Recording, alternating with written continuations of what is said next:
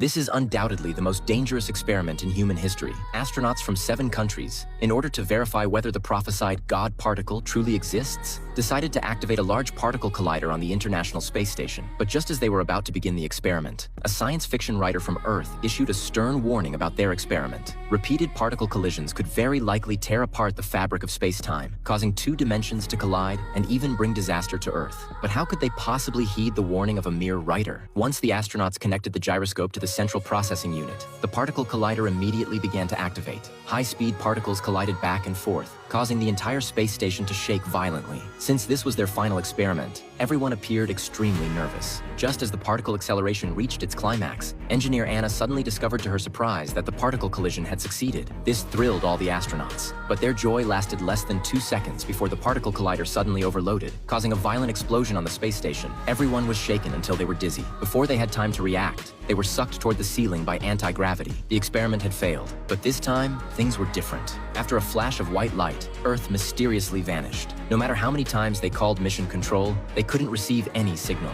The captain believed that the ignition had caused the space station to flip over, so he instructed Eva to pull up all camera feeds to search for Earth. But no matter which angle they looked from, there was no sign of Earth. This sent everyone into a panic. They rushed to the other observable portholes on the space station and searched with the naked eye for any trace of Earth. But without exception, none of them could see it. Anxiety and unease soon set in among every astronaut. Some believed this was due to a malfunction in the space station's positioning system, and that once the gyroscope was repaired, they would be able to find Earth again. But they soon discovered that the gyroscope, encased within the central processing unit, had also mysteriously vanished. Just as the astronauts were at a loss, the space station suddenly emitted a terrifying roar.